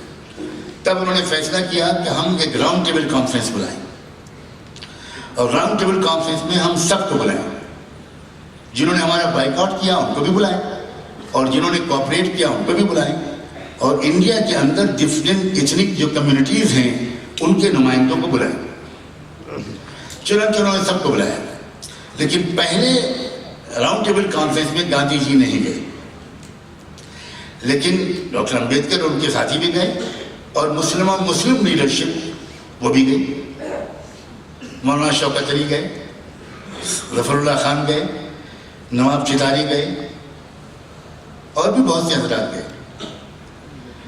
بالآخر دوسری اور تیسری میں گاندھی جی بھی شریک ہوئے. اور میں مختصر طور پر بات کو بہت ہی شارٹ کرتے ہوئے کرتا ہوں کہ بالآخر ایک لمبے ڈیبیٹ کے بعد برٹش پارلیمنٹ نے یا برٹش گورنمنٹ نے اور اس راؤنڈ ٹیبل کانفرنس میں امبیڈکر کا یہ مطالبہ تسلیم کر لیا کہ سیپریٹ الیکٹوریٹ اور سیپریٹ آئیڈینٹی مان لی انٹچیبلز کی. یعنی آپ ہندو نہیں ہیں, آپ انٹچیبل الگ ایک آئیڈینٹی ہے. اس وقت ان کو دلت نہیں کہتے تھے, اس وقت ان کو شیڈول کاسٹ اور شیڈول ٹرائب نہیں کہتے تھے. یہ شیڈول کاسٹ اور شیڈول ٹرائب تو ہمارے دستور میں دیے گئے مہذب الفاظ ہیں. اس وقت ان کو انٹچیبلز کہتے تھے. تو یہ انٹچیبلز جو ہیں یہ ایک الگ کمیونٹی. بات پھیل جائے گی اگر میں اس پوری تاریخ کو بیان کروں گا. مجھے درمیان کی کئی چیزوں کو چھوڑنا پڑے گا. واپس جب آئے وہ لوگ وہاں تو آپ یہ بھی دیکھیے کہ بمبئی کی بندرگاہ پر ہزاروں مسلمانوں نے اور امبیڈکرائز نے اس دونوں کا استقبال کیا, مسلم قیادت کا بھی اور ڈاکٹر امبیڈکر کا بھی. اور بمبئی کے خلافت ہاؤس میں ایک زبردست استقبالیہ جلسہ ہوا جس میں بہت شاندار طریقے سے مستقبل کے اس ملک کی تعمیر کا ایک نقشہ بنایا گیا, جس میں ان مظلوم لوگوں کو ان کے کھوئے ہوئے حقوق ایک اچھے کمبینیشن کے مطابق بنانے کا پلان بنایا گیا. لیکن بہرحال اس کے بعد اس منصوبے کو سبوتاج کیا گیا اور نئے نئے چیلنجز درپیش ہوئے, اور اس کے بعد ایک ہندو مسلم منافرت کا یہ آگ بھڑکا دیا. ایجنڈے کو بدلنا یہ برہمن دماغ کا کمال ہوتا ہے. نیشنل ایجنڈا بدلنا یہ اس کا عجیب و غریب اس کو اس کی مہارت حاصل ہے.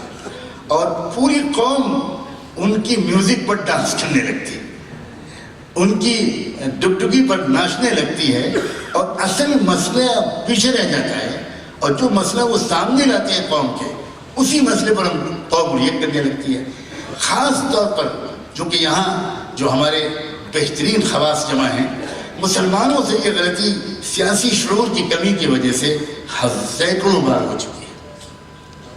ہم بار بار ٹریپ میں پھنستے ہیں, بار بار ہم جو ایجنڈا سامنے رکھا جاتا ہے اسی پر ریئیکٹ کرتے ہیں. اس ایجنڈے کے پیچھے جو اصل چال ہے اس کو سمجھنے کی کوشش نہیں کرتے. جب تک ہماری اس بیماری کا علاج نہیں ہوگا ہم اس ٹریپ سے نہیں نکل پائیں گے. بابری مسجد کے مسئلے کو میں چھیڑتا ہوں, اس کی ایک روشن مثال ہے جو میں کہہ رہا ہوں.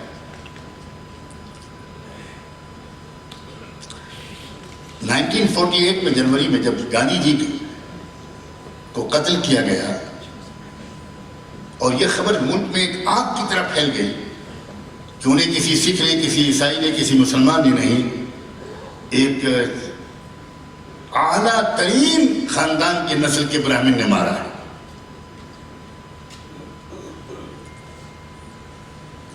اس کے نتیجے میں اس وقت جو ملک میں ایک زبردست سما بنا, میں تو اس وقت پیدا نہیں ہوا تھا, لیکن یہ میری خوش نصیبی ہے کہ جس گھر میں پیدا ہوا میرے والد ماجد رحمۃ اللہ علیہ کلوزلی مانیٹر کر رہے تھے ان حالات کو, بلکہ میدان میں تھے وہ.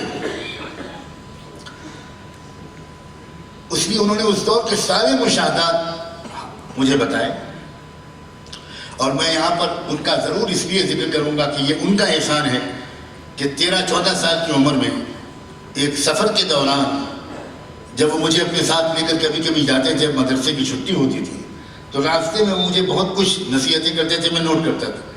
اس میں ایک بات انہوں نے کہی کہ سجاد دیکھو, ہمارا بہت بڑی کمی یہ ہے کہ ہم انگریزی اور ہندی دونوں نہیں جانتے, اور اس وجہ سے ہم ملک کی پرانی تاریخ سے واقف نہیں ہیں. ہم نے جو پڑھا ہے وہ اردو میں پڑھا ہے, ڈائریکٹ جو ریفرنس بکس ہیں, سورسز ہیں, ان تک ہم نہیں پہنچ سکے. تم ندوے میں پڑھ رہے ہو اور انگریزی اور ہندی دونوں جانتے ہو, تو تم ایک کام کرو کہ اپنے انگریزی کے استاد ماسٹر شاہد صاحب کی مدد سے لکھنؤ یونیورسٹی کے لائبریری سے کتابیں نکال کر پڑھنا شروع کرو اور بھارت کی پراچین تاریخ پڑھو. یہ مجھے حضرت والد صاحب نے 13-14 سال کی عمر میں حکم دیا. اب میں نے ان کی رہنمائی میں پڑھنا شروع کیا. اب پرانی تاریخ پڑھنی شروع کی،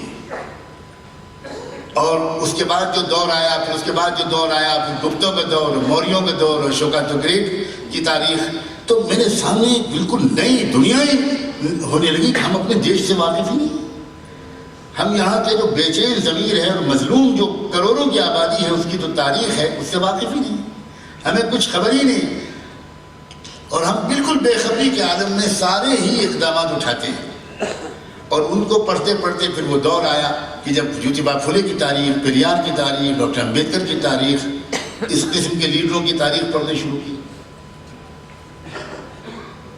تو اسی وجہ سے میرے لیے یہ بات آسان ہوئی سمجھنا کہ ایجنٹی کو کس خوبصورتی کے ساتھ بدلا گیا۔ ادھر 1935 میں ڈاکٹر امبیڈکر نے ناگپور میں ایک میدان میں اعلان کیا مذہب کی تبدیلی کا، اور یہ اعلان انہوں نے نہیں کیا کہ میں کون سا مذہب قبول کروں گا، صرف یہ اعلان قبول کیا کہ میں دھرم پریورتن کر کے رہوں گا، میں مذہب بدلوں گا۔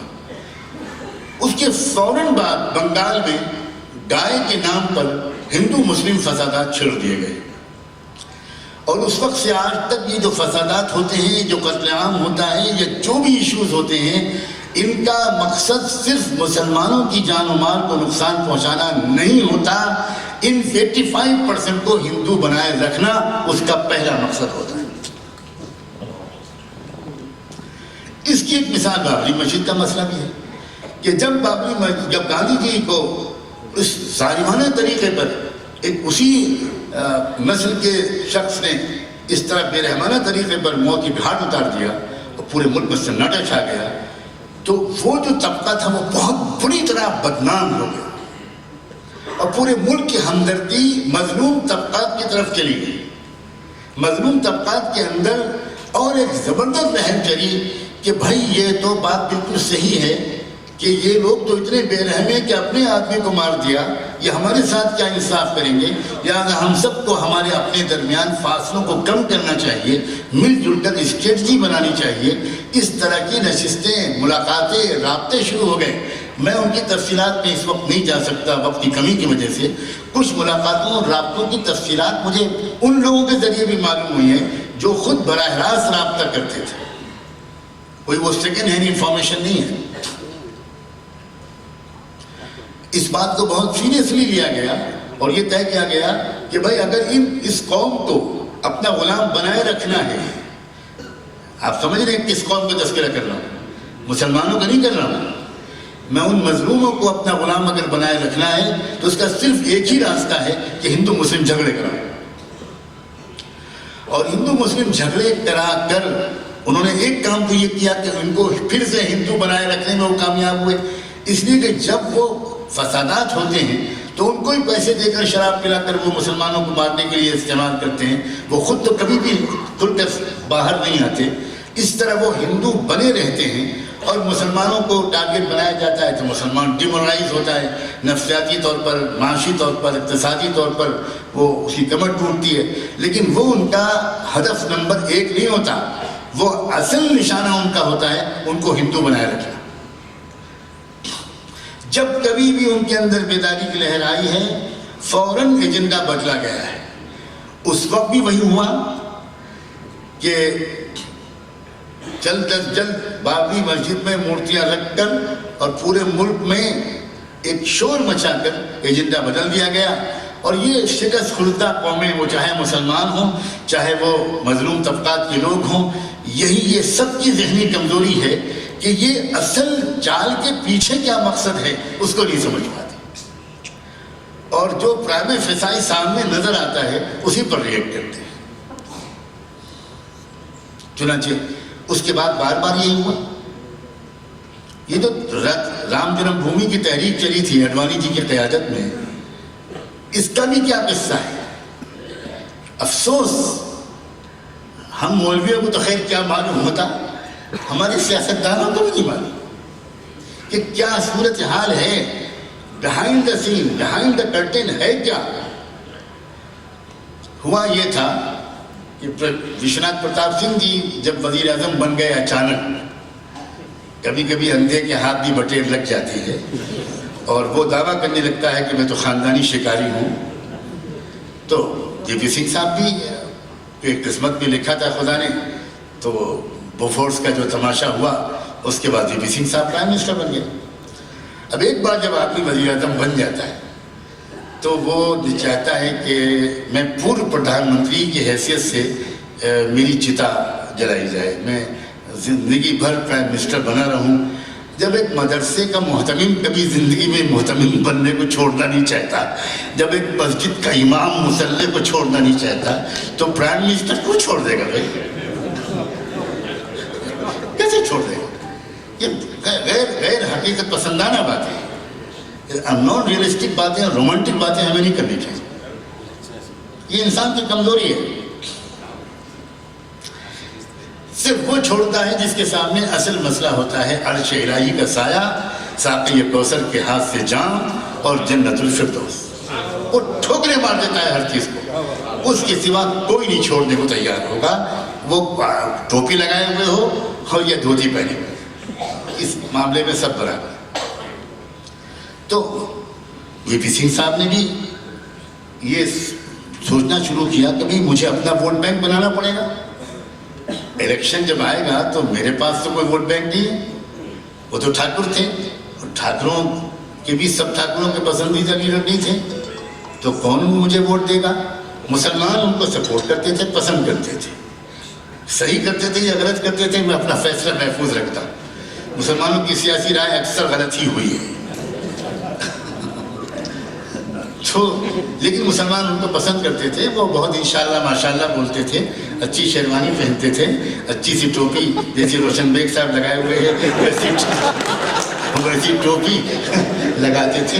और मुसलमान की ये कमज़ोरी है, मुसलमान के सामने कोई आ जाए और वो कह दे अस्सलाम वालेकुम तो मुसलमान खुश हो जाता है, और अगर कहीं वो कह दे बिस्मिल्लाहिर्रहमानिर्रहीम तब तो मुसलमान ये कहता है कि आप हाथ बढ़ाइए, हम मुरीद होना चाहते हैं।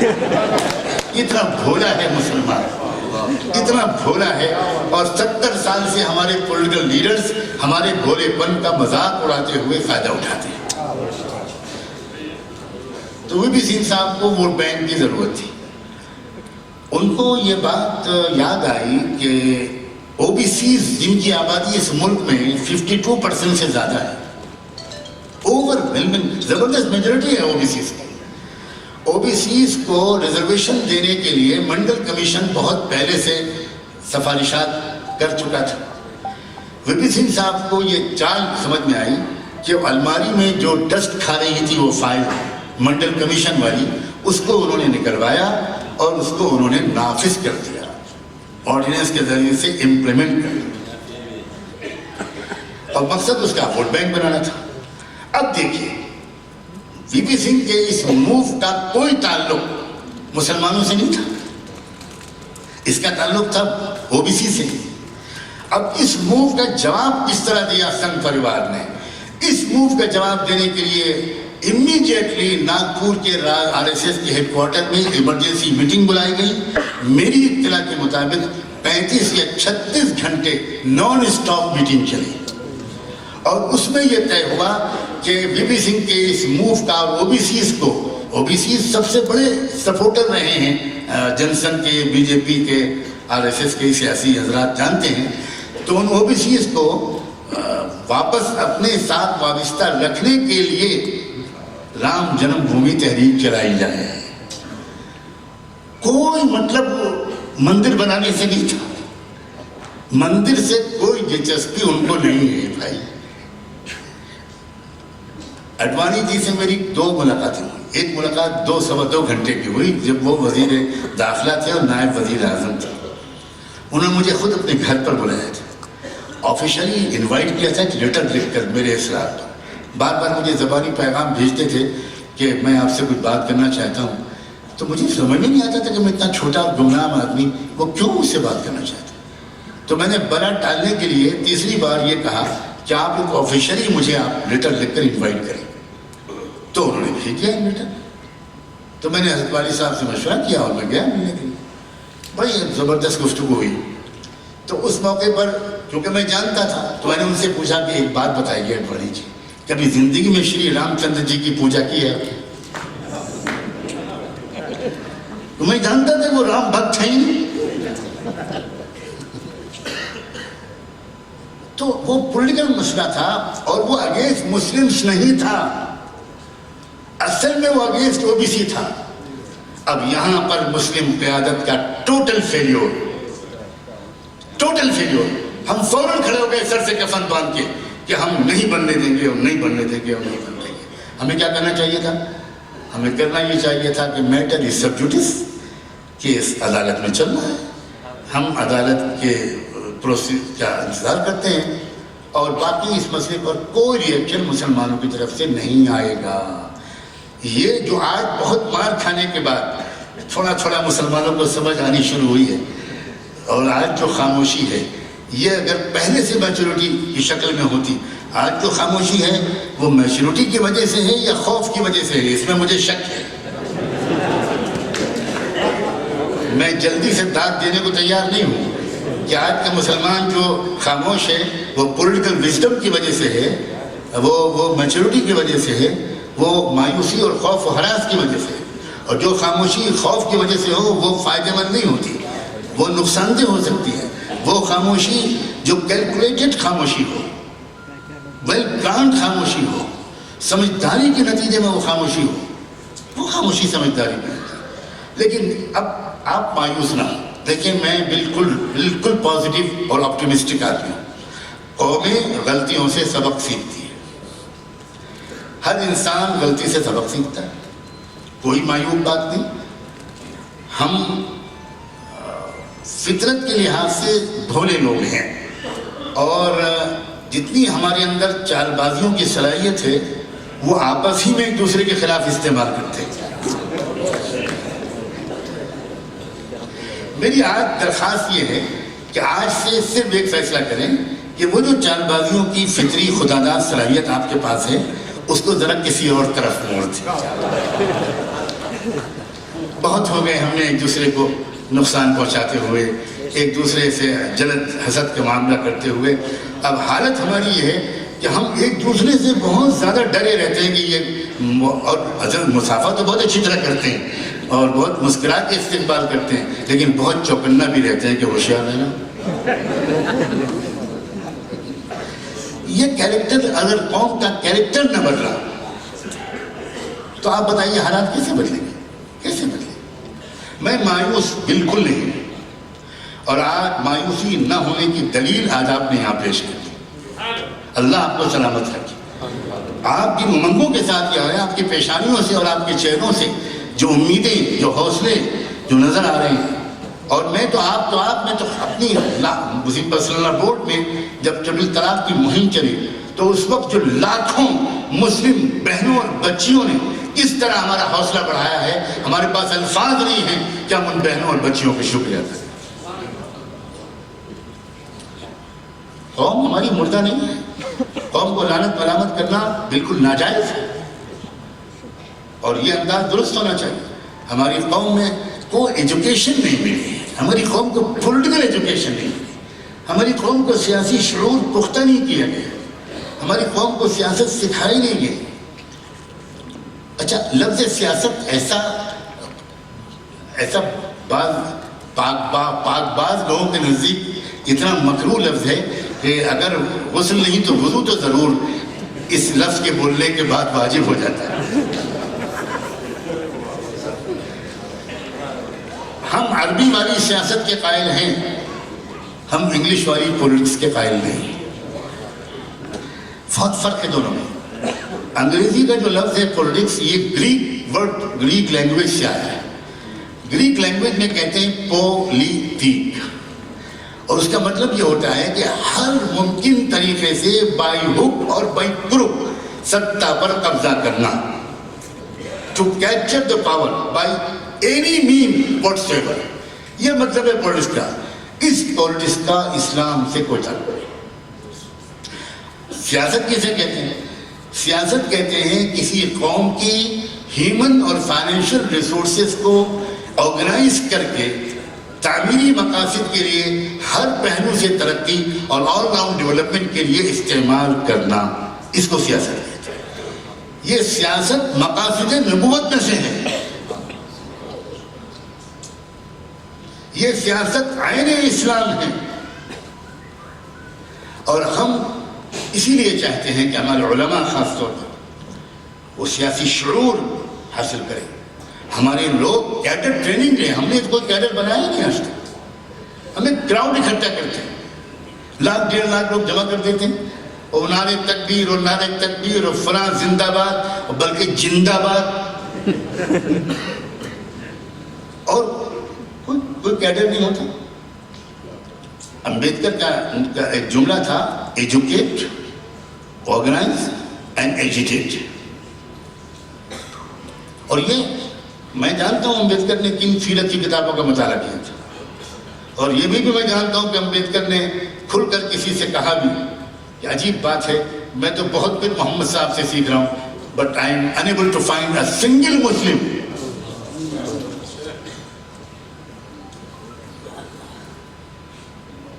کیا افسوس کی بات ہے. اب بتائیے، اس وقت کے حالات کے بارے میں اپنی بات مکمل کروں گا. ہو سکتا ہے کہ میں زیادہ وقت لے چکا ہوں، آپ مجھے معاف کریں. حالات بالکل مایوس کن نہیں. میں آپ کو خوشخبری سناتا ہوں. دیکھیے، 2 رخ ہیں حالات کے. تصویر کے 2 رخ ہوتے ہیں. اگر میں آپ کے سامنے، آپ پرانی مثالیں سب لوگ جانتے ہیں کہ اگر آدھا گلاس پانی جس گلاس میں ہو، اگر میں آپ کو دکھاؤں، آپ بتائیے اس میں کتنا پانی ہے، تو کچھ لوگ یہ کہیں گے کہ یہ آدھا گلاس خالی ہے، اور کچھ لوگ یہ کہیں گے کہ آدھا گلاس بھرا ہوا ہے. یہ پازیٹیو اور نیگیٹو مائنڈ سیٹ کا فرق ہے. جب رات کا اندھیرا بڑھتا ہے تو کچھ لوگ گھبرانے لگتے ہیں کہ ارے اندھیرا ہو گیا، اب کیا ہوگا. اور کچھ لوگ وہ ہوتے ہیں، وہ کہتے ہیں کہ اندھیرا جتنا ہوگا اتنا ہی صبح روشن قریب ہو. یاد رکھیے، اگر میں زندہ رہوں یا نہ رہوں، اگلے 25, 30, 40 سال میں بھارت کا نقشہ بدلا ہوا ہوگا. میں کوئی کشف و کرامت نہیں بیان کر رہا ہوں.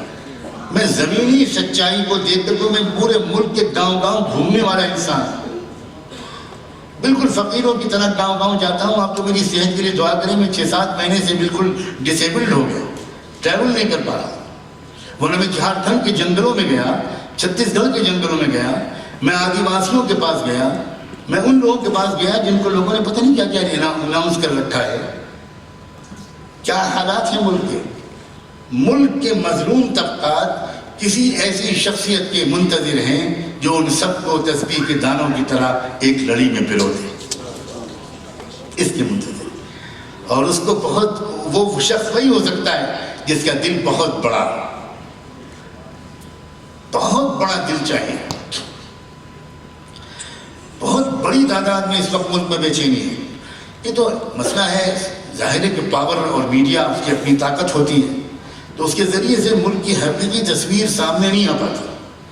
ملک کی حقیقی تصویر کو سمجھنے کے لیے خود جانا پڑے گا. ملک کے طول و عرض میں جا کر دیکھنا پڑے گا. کسان کیا سوچ رہا ہے، مزدور کیا سوچ رہا ہے، یوتھ کیا سوچ رہا ہے.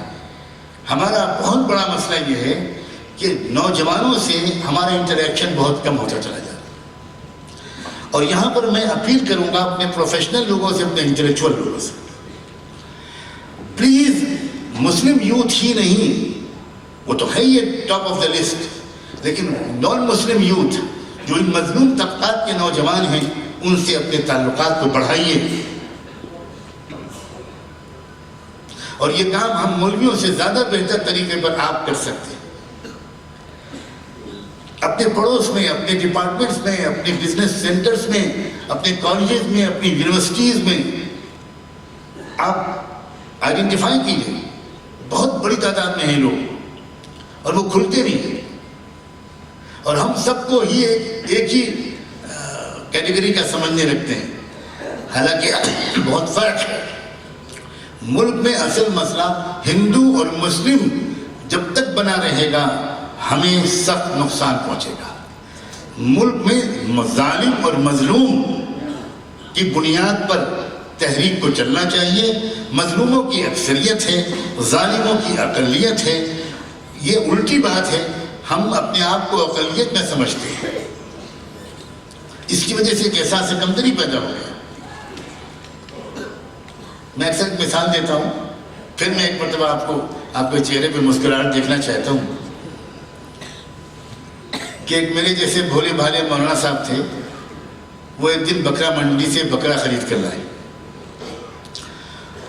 ان کے 4 شاگرد بڑے منچلے اور شوق اور بڑے ذہین تھے, بہت دن سے بریانی اور کباب نہیں کھائے تھے.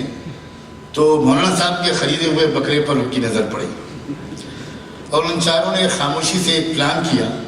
اور جب مولانا صاحب منڈی سے نکلے تو ایک نوجوان نے بہت جھک کر سلام کیا, بہت عاجزی سے اور ادب سے کہا, مولانا صاحب یہ آپ کتا کہاں لے کے جا رہے ہیں؟ تو مولانا صاحب نے ڈانٹا کہ تیرا دماغ خراب ہے, بکرا ہے بکرا, سر سے پیر تک بکرا ہے. لیکن اس نے بڑے ادب سے کہا کہ حضور اب آپ تو استاد ہیں لیکن ہے یہ کتا. تو مولانا صاحب ڈانٹ کے بگا دیا, وہ چلا گیا منہ لٹکا کے.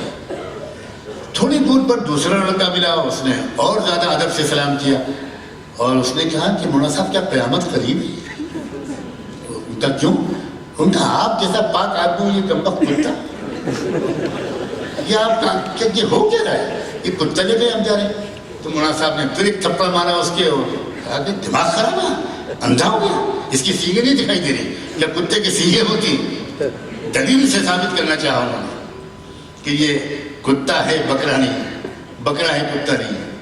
وہ چلا گیا ادب کے ساتھ, استاد سے کیا بحث کریں.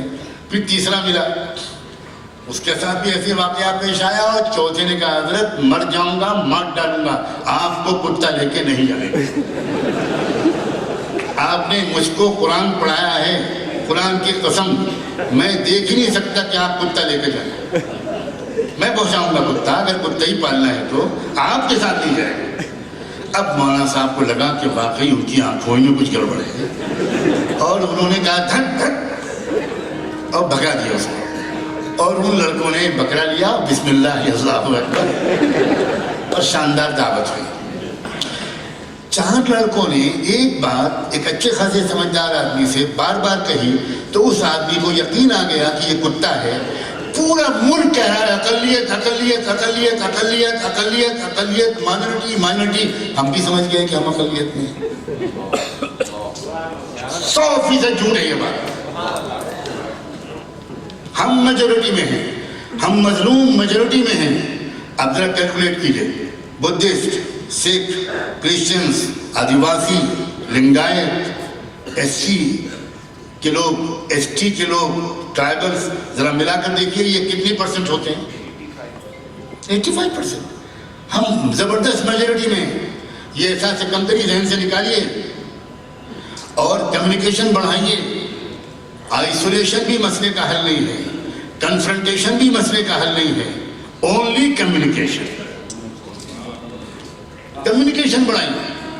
We must win the hearts of the people around us. ہم کو لوگوں کے دل جیتنے ہوں گے. اور کیا علماء مصطفیٰ اتنے اخلاق نہیں سیکھ سکے سیرت مصطفیٰ سے کہ وہ دل جیت سکیں؟ کہیں نہ کہیں ہم سے بڑی غلطیاں ہوئی ہیں. بالکل پریکٹیکل اپروچ اپنائیے. ان تحریکوں کو قریب سے دیکھیے جو اس ملک میں چل رہی ہیں, اور شاید میں اسی پر اپنی بات مکمل کروں گا. بہت سی تحریکیں اس ملک میں چل رہی ہیں, میڈیا ان کو کوریج نہیں دیتا. گراؤنڈ لیول پر ملک میں بہت سی تحریکیں غریبوں کی, مزدوروں کی, کسانوں کی, مظلوموں کی, شیڈول کاسٹ لوگوں کی, ٹرائبل لوگوں کی, آدیواسیوں کی چل رہی ہیں, لیکن ہمارا ان کے ساتھ کوئی انٹریکشن نہیں.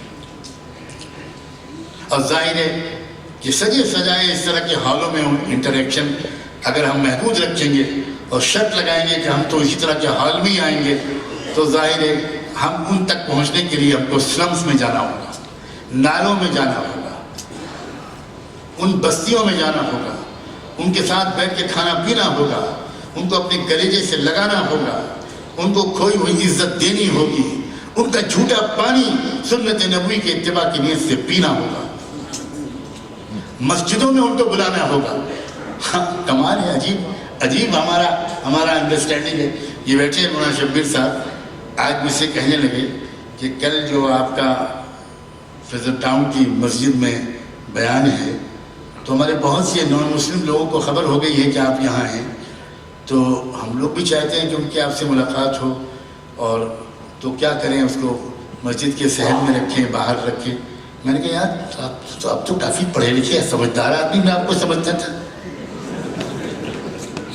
کیا مطلب یعنی غیر مسلم مسجد میں نہیں آ سکتا؟ یہ کون سے مفتی صاحب کا فتویٰ ہے بھائی؟ کس قدر کی حالت کی بات، کس قدر کی حالت کی بات۔ صلاۃ والسلام ہو سیدنا محمد رسول اللہ صلی اللہ علیہ وسلم، وہ تمام غیر مسلموں سے ملاقات مسجد میں کرتے تھے اور روضۃ الجنہ میں بیٹھ کر کرتے تھے۔ آپ عمرے اور حج کے لیے جاتے ہیں، آپ مسجد نبوی بہت دفعہ گئے ہوں گے، اللہ بار بار لے جائے، آپ نے وہاں ایک پلر پر لکھا ہوا دیکھا ہوگا، ہذہ اسطوانۃ الوفود، یعنی یہ وہ پلر ہے، اس جگہ کی نشانی ہے، اس جگہ بیٹھ کر اللہ کے رسول آنے والے ڈیلیگیشن سے ملاقاتیں کرتے تھے، اور آنے والے ڈیلیگیشن 99% غیر مسلموں کے ہوتے تھے۔ یہ کون سا اسلام ہے ہمارے پاس؟ اور حد یہ ہے کہ جب نجران کے کرسچن پریسٹ آئے، ٹاپ کلاس پریسٹ، جن کو آج کل کی اصطلاح میں بشپس اور کارڈینلز کہا جائے گا، اور ہو سکتا ہے وہ پوپ کے نمائندے بن کر آئے ہوں، تو ان کو تو آپ نے، اللہ کے رسول نے اپنا ذاتی مہمان بنا کر مسجد نبوی میں ٹھہرایا۔ 24 گھنٹے وہیں قیام، آپ یہیں رہیں گے۔ کون سا اسلام ہمارے پاس ہے بھائی؟ میں نے کہا کہ آپ مسجد کے اندر بلاؤ، اور نہیں ہوگا تو میں نہیں ملوں گا۔ یہ کیا طریقہ ہے آپ نے؟ کیا یعنی اسلام جس چیز کو مٹانے آیا تھا، آج ہم نے جو لوگوں نے اس کو اسلام بنا دیا۔ اتنا بدنام ہو چکا ہے اسلام۔ سیدنا عمر فاروق کا ایک عجیب و غریب واقعہ ہے کہ جس وقت وہ فاتح بیت المقدس بن کر بیت المقدس کی چابیاں لینے کے لیے عیسائی علماء، پادریوں اور جو پوپ تھے ان کے اصرار پر یہ ہوا کہ نہیں، ہم یہ چابی کمانڈر ان چیف کو نہیں دیں گے، ہم بیت المقدس کی چابی امیر المؤمنین کو دیں گے۔ میسج پہنچا گیا، سیدنا عمر چل پڑے۔ آپ جانتے ہیں کس شان سے چلے تھے کہ ایک ہی اونٹ تھا، کبھی آپ سوار ہوتے تھے، کبھی آپ کا غلام سوار ہوتا تھا۔ جب وہاں پہنچے تو وہاں ایک نشست ہوئی، بڑا شاندار استقبال کیا ان لوگوں نے، اور بیٹھ کر گفتگو ہونے لگی۔ ان کے فوجی کمانڈرز بھی تھے پیچھے بیٹھے ہوئے، سامنے ان کے بڑے ٹاپ کلاس مذہبی رہنما عیسائیوں کے وہ تشریف رکھتے تھے۔ سیدنا عمر ان سے بات کر رہے تھے، اتنے میں شاید عصر کی نماز کے وقت آیا، اور سیدنا عمر ادھر ادھر دیکھنے لگے۔ تو ان میزبانوں نے پوچھا کہ آپ کیا دیکھ رہے ہیں؟ تو انہوں نے کہا کہ ہماری نماز کے وقت آ رہا ہے، اور میں یہ دیکھ رہا ہوں کہ ہمیں نماز کہاں پڑھنی چاہیے۔ تو ان لوگوں نے بڑے خوش اخلاقی کے ساتھ یہ کہا کہ یہ جگہ بالکل پاک صاف ہے، آپ یہیں پڑھ لیجیے، یہ چرچ ہے، چرچ میں بیٹھے ہیں ہم لوگ، چرچ میں آپ پڑھیے۔ حضرت عمر نے معذرت کی،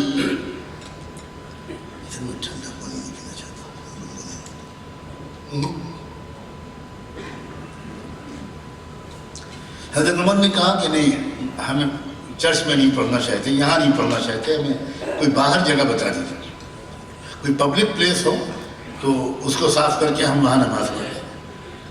ان لوگوں نے پھر اصرار کیا اور کہا کہ شاید یہ جو آپ کے سامنے اسٹیچو لگا ہوا ہے حضرت عیسیٰ مسیح کا، حضرت مریم کا، آپ اس کی وجہ سے آپ شاید اوائڈ کر رہے ہیں، ہم اس کو پردے سے ڈھکے دیتے ہیں، تب آپ تو پڑھنے میں کوئی اعتراض نہیں ہوگا۔ سلام ہو حضرت عمر پر۔ حضرت عمر نے کہا نہیں بھائی، یہ وجہ نہیں ہے، وجہ یہ ہے کہ اگر میں نے یہاں پر نماز پڑھ لی تو مسلمان کہنے لگیں گے کہ امیر المومنین نے یہاں نماز پڑھی ہے، اس کو مسجد میں کنورٹ ہونا چاہیے، اور اسلامی پہلو سے یہ جائز نہیں ہے، یہ چرچ ہے اور چرچ رہے گا، اس کو کنورٹ کرنے کا حق آپ کو ہے، ہم کو نہیں۔ یہ ہے اسلام۔ تو یہ اپروچ اختیار کر کے اگر ہم اپنے مظلوم بھائیوں سے، غریبوں سے، کسانوں سے، شریف مزاج کے انسانوں سے، سکھوں سے اگر ہم رابطے بڑھائیں، اور وہ چاہ رہے ہیں رابطہ بڑھانا، میں آپ کو بتانا چاہتا ہوں وہ چاہ رہے ہیں رابطہ بڑھانا، اور رابطہ بڑھانے کا یہ مطلب نہیں ہے کہ 100% چیزوں میں ہم ان سے اتفاق کریں، ہم ایک common minimum programme chalk out کر سکتے ہیں۔ اور ہم یہ کہہ سکتے ہیں کہ ان چیزوں میں ہم آپ سے سہمت ہیں، آپ ہم سے سہمت ہیں، ان چیزوں میں ہم اکٹھا کوشش کریں گے، باقی چیزوں میں آپ آزاد ہم آزاد۔ تو ایک بہت ہی سویلائز طریقے پر اس ملک میں ایک کانسٹیٹیوشن کو بچانے کی جدوجہد، ڈیموکریٹک اور سیکولر ویلیوز کو بچانے کی جدوجہد آگے بڑھ سکتی ہے، اور اس سے یہ ملک طاقتور ہوگا۔ اس ملک سے محبت کرنا، اس ملک کی خیر خواہی ہمارا مذہبی فرض ہے، صرف قومی اور مدنی فرض نہیں ہے۔ اس ملک سے تو ہمارا ایک خاص رشتہ ہے، جو میں اکثروں بیشتر غیر مسلم بھائیوں سے بھی کہتا ہوں اور ان کے سامنے مسلمانوں کو ضرور سمجھاتا ہوں کہ ایک خاص مذہبی رشتہ ہے ہمارا اس ملک سے۔ اللہ تعالیٰ نے پہلے انسان اور پہلے پیغمبر آدم علیہ السلام کو جب اس زمین پر اتارنے کا فیصلہ کیا تو اللہ تعالیٰ نے پہلے انسان اور پہلے پیغمبر کو سرزمین ہند میں بھیجنا پسند فرمایا۔ فرسٹ چوائس تھی اللہ کی، اللہ نے یہاں بھیجا تھا۔ اور جو علماء ہیں وہ نوٹ کریں کہ تفسیر ابن کثیر بہت عظیم مفسر جن پر پوری امت کے تمام مسالک متفق ہیں، وہ ابن کثیر رحمۃ اللہ علیہ نے اپنی تفسیر میں سورہ بقرہ کی ان آیات کی تفسیر میں جہاں قرآن میں اس ترتیب میں سب سے پہلے آدم و حوا کے زمین پر اترنے کا ذکر آیا ہے، اس تفسیر، ان آیات کی تفسیر میں ابن کثیر رحمۃ اللہ علیہ نے اپنی بے شمار سندوں سے حدیثیں نقل کر کے یہ ثابت کیا ہے کہ اس میں کوئی شک نہیں ہے کہ آدم علیہ السلام سرزمین ہند میں اترے تھے۔ تو ہمارا جو ایک رشتہ اس ملک سے یہ ہے، اور اس کی وجہ سے میں نے ایک مرتبہ روٹری کلب کے ایک پروگرام میں یہ کہا جہاں ہزاروں کی تعداد میں برہمنس اور تھنکرز اور مذہبی لوگ اور انٹلیکچوئلز جمع تھے نان مسلم، میں نے ان سے کہا کہ آپ جو یہ کہتے ہیں کہ اسلام ایک ودیشی دھرم ہے، اب بہت سے لوگوں کو یہی رکاوٹ ہے کہ بھئی اسلام ایک ودیشی سنسکرتی کا نام ہے، وہ عرب میں آیا تھا، اور ہم بھارت کے لوگ وہ ہم ودیشی سنسکرتی کی عزت کر سکتے ہیں، اس کو سویکار نہیں کر سکتے، اس کو اپنا نہیں سکتے۔ تو اول تو پہلی یہ بات ہی غلط ہے کہ کسی مذہب کو کسی خاص ملک تک محدود کیا جائے۔ یہ تو ایسے ہی ہو گیا کہ جیسے کوئی کہے کہ سورج جو ہے وہ چائنا کا ہے اور چاند جو ہے یہ عرب کا ہے۔ یہ تو یونیورسل گفٹ آف آلمائٹی اللہ ہے، یہ ایک اپہار ہے، خدا کے تحفے ہیں پوری انسانیت کے نام، یہ پوری دنیا کے لیے ہے۔ ویسے ہی دھرم بھی خدا کا اتارا ہوا ساری دنیا کے لیے، لیکن پھر بھی اگر آپ کو اصرار ہے کہ اسلام ودیشی دھرم ہے تو میں ایک بات آپ سے کہنا چاہتا ہوں، کوئی وطن، کوئی دیش کسی کا وہ ہوتا ہے جہاں اس کی زندگی کے آخری دن گزرتے ہیں، یا وہ ہوتا ہے جہاں وہ جنم لیتا ہے۔ تو انہوں نے کہا کہ وہ تو جنم بھومی تو ہوگی، تو میں نے کہا کہ اسلام کی جنم بھومی بھارت ہے۔ اسلام کی شروعات بھارت سے ہوئی ہے، اسلام کی تکمیل عرب میں ہوئی ہے۔ اسلام کی شروعات عرب میں ہرگز نہیں ہوئی ہے، اسلام کی تکمیل عرب میں ہوئی ہے۔ سناٹے میں آ گئے لوگ، حیرت میں پڑ گئے۔ میں نے کہا آپ کو اس پر غور کرنا چاہیے، اور مسلمانوں کو بھی خاص طور پر اس بات کا دھیان رکھنا چاہیے کہ ان کا کیا رشتہ ہے اس ملک سے۔ اور یہ بھی ایک بہت بڑی وجہ تھی کہ آپشن کے باوجود ہمارے بہت سے علماء نے اسی ملک میں رہنے کا فیصلہ کیا۔ اب میں اپنی بات کے بالکل آخری چند جملے عرض کرتا ہوں، خدا کرے کہ یہ پریکٹیکل شیپ ہے، مجھے آپ سے یہ امید ہے، یہ خالی وقتی تقریر ہو کر نہ رہ جائے۔ مظلوم طبقات ہر جگہ موجود ہیں، اور ہمیں مظلوم طبقات کو کسی کے خلاف اکسانا نہیں ہے، ہم کو ایک بہت ہی مشترکہ جدوجہد انصاف کے نظام کو قائم کرنے کی کوشش کرنی ہے، اور یہ کام ہمارا اسٹیپ بائی اسٹیپ ہوگا۔ ظاہر ہے کہ نصب العین ہمارا کچھ بھی ہو، لیکن اگر ہم نے امیڈیٹ تقاضے کو نظر انداز کیا تو وہ ایک رومانٹک اپروچ ہوگی، وہ پریکٹیکل اپروچ نہیں ہوگی۔ اس وقت کی پریکٹیکل اپروچ یا پریکٹیکل تقاضا یہ ہے کہ ہم اس ملک میں ان طاقتوں کو دوبارہ واپس آنے سے روکنے کی ایمانداری سے کوشش کریں جو اس ملک کی جو خصوصیات ہیں اس کو نہیں سمجھ پاتے، جو اس ملک کے دستور کو بدل دینا چاہتے ہیں، جو اس ملک کی جمہوری نظام کو ختم کر دینا چاہتے ہیں۔ ہم ان کے دشمن ذاتی طور پر بالکل نہیں ہیں، ان میں ایک سے ایک باصلاحیت لوگ ہیں. ہماری خواہش ہے کہ ان کی صلاحیتیں ایک تعمیری رخ پر استعمال ہوں تو ملک کو ترقی ہوگی. لیکن یہ ہم ایمانداری سے جانتے ہیں کہ ہمارا ملک سعودی عربیہ نہیں ہے، اور ہمارا ملک اسرائیل نہیں ہے، اور ہمارا ملک تو نیپال بھی نہیں ہے. اب تو نیپال بھی سیکولر اسٹیٹ بن گیا. اس ملک کو ایک مخصوص رنگ میں رنگنے کی کوئی کوشش کامیاب نہیں ہوگی، دیرپا نہیں ہوگی. ملک کا ضمیر اس کو ریجیکٹ کرے گا. یہ پورا یقین ہے. عارضی طور پر، وقتی طور پر کوئی لوگ طاقت میں آ جائیں، یہ ہو سکتا ہے، اور ہو سکتا ہے کہ وہ طاقت میں آئے بھی اس لیے ہوں کہ اس کے بغیر ہم خواب غفلت سے بیدار ہونے کو تیار نہیں تھے. کیونکہ اللہ تعالیٰ بہت دن سے انتظار میں تھا، اور اللہ تعالیٰ دیکھ رہا تھا کہ بھئی یہ لوگ ذرا آرام سے ہی سمجھ جائیں تو ٹھیک تھا. لیکن جب اللہ نے دیکھا کہ نہیں ہو رہا تو اللہ تعالیٰ نے انتخاب کیا کہ بھئی چلو جاؤ بھئی کچھ ذرا میرے بندوں کی تربیت کرو. تو ہو سکتا ہے ہم کو دل میں شکر گزار بھی ہونا پڑے کہ بھئی آپ آ گئے تو آپ نے ہم کو بیدار کر دیا. اگر آپ نہ ہوتے تو آج اس لان میں اتنی خوبصورت محفل نہ سجی ہوتی، اور روشن بیگ صاحب کی روشنی عام نہ ہو رہی ہوتی. یہ تو ہمارے حالات ہیں جنہوں نے ہم کو متفکر کیا ہے. اب یہ مجھے ڈر لگ رہا ہے کہ اگر 2019 میں ہمارے وہ دوست رخصت ہو گئے تو پھر سے ہم سو جائیں گے.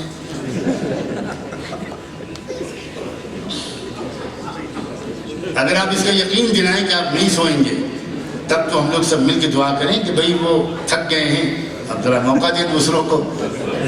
بہت دنیا میں گھومے ہیں، آدمی باہر جا کے تھک جاتا ہے، جیٹ لیگ ہو جاتا ہے، تو تھوڑا آرام کی بھی تو کرنے کی ضرورت ہے. یہ بیوی بھی ساتھ میں نہیں ہے.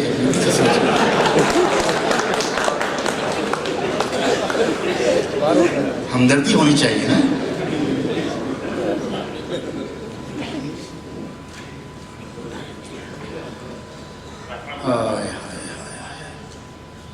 کوئی پریکٹیکل نظام بنائیے، اور آپ میں صلاحیت ہے، اور آپ کو نہ جانے کتنے لوگ آلریڈی کر رہے ہوں گے، کتنے لوگ ہوں گے، کتنے این جی اوز ہیں. آپ نے ووٹر لسٹ کے سلسلے کا جو کام کیا وہ پورے ملک کے لیے رہنما بن گیا. سلام کرتا ہوں علماء کو اور انٹلیکچوئلس کو، آپ کے ریٹائرڈ آئی اے ایس اور آئی پی ایس آفیسرس کو، جنہوں نے پوری ایمانداری کے ساتھ مسلم اور غیر مسلم کی تفریق کیے بغیر ہر شہری کو ووٹ دینے کا جو حق ہے وہ اس کو دلوانے کی ایمانداری سے کوشش کی. آپ نے ایک ایگزامپل سیٹ کیا پورے ملک کے لیے. آپ کو خود پتہ نہیں ہے کہ کرناٹکا میں جو کام الیکشن سے پہلے ہوا مسجد کے ذریعے سے، اور علماء اور ہمارے سیاستداں اور سوشل ایکٹیوسٹ اور پولیٹیکل ایکٹیوسٹ اور مختلف انٹلیکچوئلس اور پروفیشنلز کے باہمی تعاون سے جتنا اچھا خوبصورت کام آپ نے کیا وہ پورے ملک کے لیے نظیر ہے. پھر مسلکی جماعتی اختلافات سے بہت بلند ہو کر جس طرح ملی وحدت کا جو جذبہ میں آپ کے اندر دیکھ رہا ہوں، اللہ اسے نظر بد سے بچائے، اللہ اسے نظر بد سے بچائے. یہ ہے وہ چیز جس کی پورے ملک کو ضرورت ہے. اور بہت دن سے میں ایک بات ساؤتھ انڈیا والوں سے کہنا چاہتا ہوں. آج مجھے موقع ملا ہے اس مجمع کو میں اس کا اہل پاتا ہوں کہ میں کہوں. آپ لوگوں میں بہت سی خوبیاں ہیں، اس میں ایک خوبیاں انکسار اور تواضع کی بھی ہے، لیکن وہ انکسار اگر حد سے آگے بڑھ جائے تو ذرا مناسب نہیں ہوتی.